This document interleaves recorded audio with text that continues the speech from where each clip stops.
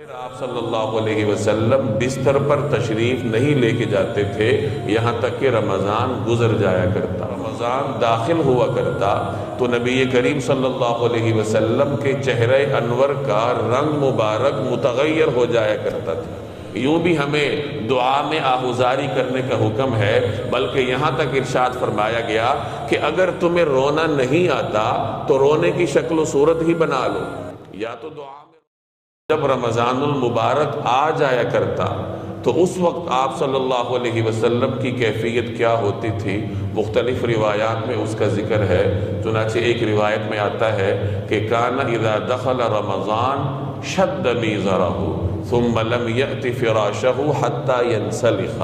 کہ جب رمضان آ جایا کرتا تو نبی کریم صلی اللہ علیہ وسلم عبادات کے لیے کمر بستہ ہو جاتے، اور پھر آپ صلی اللہ علیہ وسلم بستر پر تشریف نہیں لے کے جاتے تھے یہاں تک کہ رمضان گزر جایا کرتا۔ گویا کہ رمضان کے مہینے میں آپ صلی اللہ علیہ وسلم بستر کی طرف متوجہ ہونے کی بجائے، آرام کی طرف متوجہ ہونے کی بجائے عبادات پر توجہ دیا کرتے تھے۔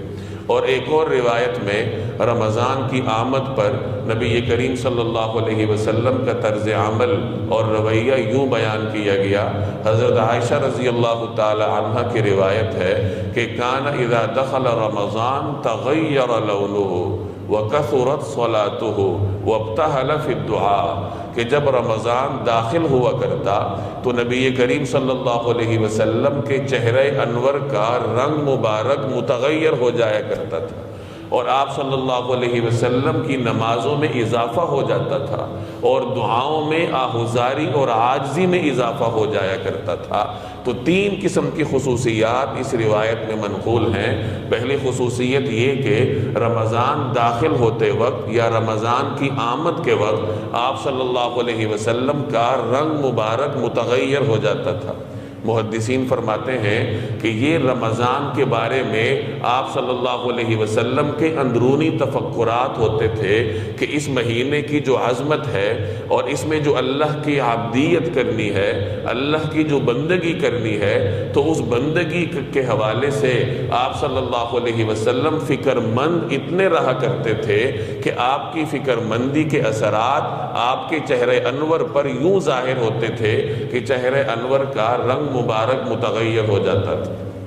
نمازیں بڑھ جاتی تھیں۔ چنانچہ فرائض کے علاوہ نوافل کے علاوہ آپ صلی اللہ علیہ وسلم رمضان میں ایک اضافی نماز پڑھتے تھے جس کو بعد میں تراویح کا نام دیا گیا۔ اسی طریقے سے دعا میں آہوزاری آپ صلی اللہ علیہ وسلم کی بڑھ جایا کرتی تھی۔ رسول اللہ صلی اللہ علیہ وسلم کی آہوزاری اور اللہ جل جلالہ کے ہاں عاجزی ویسی ہی معروف ہے، لیکن رمضان المبارک میں آپ صلی اللہ علیہ وسلم دعا میں آہوزاری میں اضافہ فرما دیا کرتے تھے۔ تو پہلے نمبر پر آپ صلی اللہ علیہ وسلم کے معمول سے ہمیں یہ سبق ملا کہ رمضان کی آمد کے وقت انسان میں فکر مندی ہونی چاہیے، اور دوسرے نمبر پر انسان اپنی نمازوں میں اضافہ کرے، اور تیسرے نمبر پر ہمیں اس روایت سے یہ معلوم ہوا کہ دعا میں آہوزاری میں شدت لانی چاہیے۔ یوں بھی ہمیں دعا میں آہوزاری کرنے کا حکم ہے، بلکہ یہاں تک ارشاد فرمایا گیا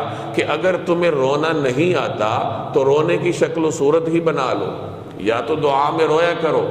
آہوزاری کرو۔ لیکن اگر کسی کا دل سخت ہے، اسے آسانی سے رونا نہیں آتا، رونا آنا کیفیت کا طاری ہونا کوئی ضروری نہیں ہوتا، یہ تو کیفیات ہوتی ہیں، کسی پر آ جاتی ہیں، کسی پر ذرا دیر سے آتی ہیں، تو یہ کوئی کمال کی بات نہیں ہوتی۔ لیکن بہرحال اگر کسی کو رونا آتا ہے تو اچھی بات، اگر رونا نہیں آتا تو حدیث میں فرمایا گیا کہ پھر رونے کی شکل ہی بنا لو۔ اللہ جل جلالہ کے ہاں ہماری یہ رونے کی شکل بھی مقبول ہے۔ تو رمضان المبارک میں ان تین معمولات کی کثرت کرنی چاہیے۔